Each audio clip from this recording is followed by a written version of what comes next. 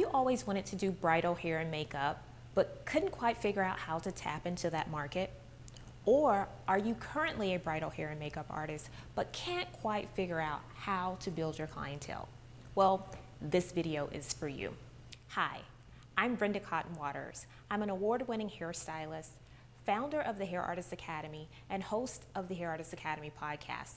And in this video, I'm going to give you 5 frequently made mistakes by hair and makeup artists. That's bridal hair and makeup artists. I received emails from many of you about how much you learned in the last video. I gave you 3 strategies for growing your bridal hair and makeup clientele. And if you missed that, you can go back and watch it now. When I first started out, I knew I wanted to do bridal hair, but I couldn't quite figure out how to attract new brides. And it wasn't until I started implementing some of the strategies that I discussed in the last video that I actually started booking more brides. And before I knew it, I was booked with weddings week after week. I started having brides contacting me, asking me if I travel. I've had the opportunity to travel to other states and even to tropical islands, providing my hair services for other brides. I've traveled to the UK to do wedding hair and have had my work featured in several magazines. But it hasn't always been this way. I've made lots of mistakes along the way. And of the 5 mistakes I'm gonna outline in this video, I've made all of them. So if you find that you're making these mistakes, don't worry, because you're not alone. I've made every single one of them. Mistake number 1, quoting prices for your bridal services before gathering the appropriate information. There are specific questions you need to ask before giving a single price quote to your bride-to-be. Questions like, what is the day of the event? Where's the wedding being held? Where are you getting dressed? Do you need both hair and makeup services? How many people will be needing hair and or makeup? What time does everyone need to be completed by? And do you need me to stay throughout the entire event to continue to provide services for you? Asking these pertinent questions will allow you to give accurate price quotes and not leave any money on the table. Mistake number 2, not having a model release form. A model release form is an agreement or waiver, a liability waiver that gives you permission to publish or post photos of your clients or models. If you're going to be using photos to promote your bridal services or products, it is imperative that you have a model release form. Why is it called a release?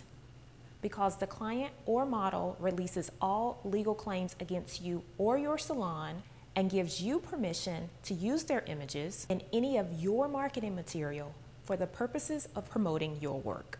That means on your website, flyers, brochures, business cards, billboards, in videos, or on television commercials. Having this release covers you in the event the model or the client wants to come back and get compensated for any of the photos that you use to market yourself or your work. Mistake number 3, not having a contract. As a hair and makeup artist growing your wedding and bridal business, having a contract will protect you and your business.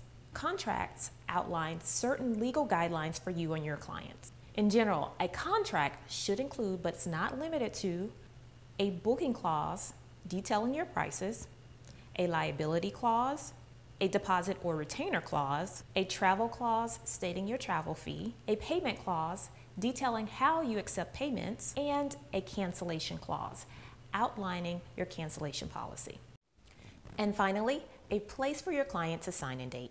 Now, this contract can be a hard copy or a digital copy, and there are some artists who get clients to sign a digital contract before meeting their client face-to-face.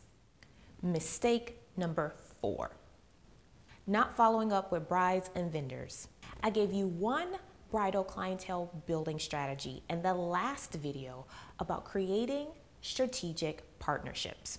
You see, partnerships are not just a one-time deal. You have to stay connected and foster those relationships. For example, when you provide hair or makeup for a wedding, be sure to get as many vendors' business cards as possible. Other hairstylists, makeup artists, photographers, florists, cake bakers, wedding planners, anyone that you communicated with that day. Make sure you get their business card. Follow up with these individuals within 7 days of the event, letting them know it was great meeting them and working with them on the Jackson Jones wedding. Let them know that you look forward to working with them again in the future, and you'd be happy to refer them clients. And if they choose to do the same, you'd be honored. When reaching out to the photographer, it would be a great time to ask if you can get close-up of hair and makeup photos to use on your website once the pictures are ready. Also, let them know that you will be crediting them or providing a link to their website so they can also get more exposure. This simple email or text could be a great start to a wonderful partnership to help you grow your bridal clientele.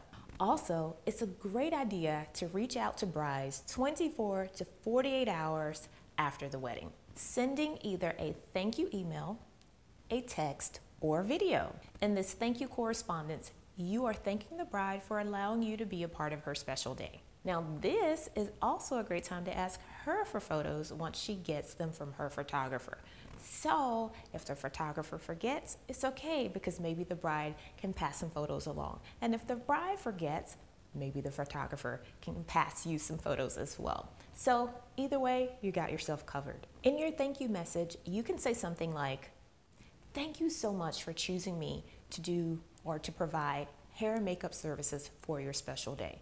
You were such a beautiful bride, and I would be honored if you would allow me to feature some of your photos, close-up photos of hair and makeup on my website once you get them from your photographer." You can end with something like, "Enjoy your honeymoon," or "Wishing you a happy and joyous marriage." Then follow up again in 6 to 8 weeks, which is when most brides receive their photos from their photographers. Mistake number 5. Not including a signature line in your email correspondences. When sending emails, many artists are making this common mistake. Your signature line is prime real estate that you don't have to pay for. It's free advertisement. Your signature line is at the very bottom of your email, and it includes a closing like "Thank you, best, sincerely," following your name, and then your business name or your title, like hairstylist, makeup artist, celebrity makeup artist, etc. Then your contact number, your website, and your social media info.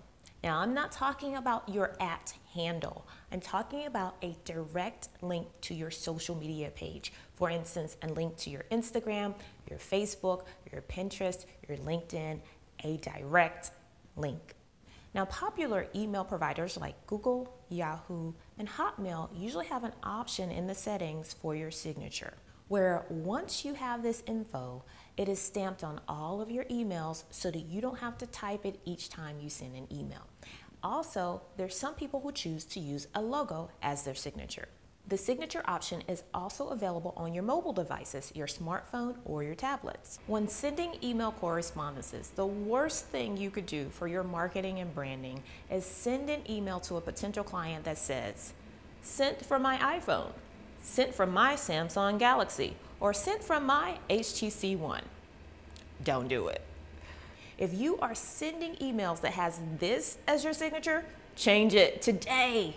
Simply go to your email settings on your device and add your signature. The great thing about adding a signature at the bottom of your email is it's like sending a digital business card each and every time you send out an email. They have all of your contact information at their fingertips. If a bride wants to refer you to her friends, or a vendor wants to refer you to a client, they don't have to go searching for your business card. They can easily access your contact information simply by pulling up your last email correspondence. And here's a bonus tip. Mistake number 6, not believing in yourself. If your goal is to grow your business as a bridal hair and makeup artist, just simply believe that you can. You can do it. We all have special gifts and talents and skills. Mine may be different than yours, and yours may be different from the next person, but they're all unique in their own right. You can do it. Get yourself out there, market yourself, brand yourself, and believe that you have everything it takes to become one of the most sought after bridal beauty professionals in your industry. You can do it.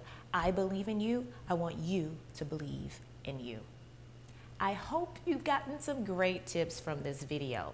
Before you go, remember to look at the bottom and share and comment. Let me know if there are some mistakes that you realize that you're making right now and what steps you're going to take to change them. Until next time, I'll see you in the next video.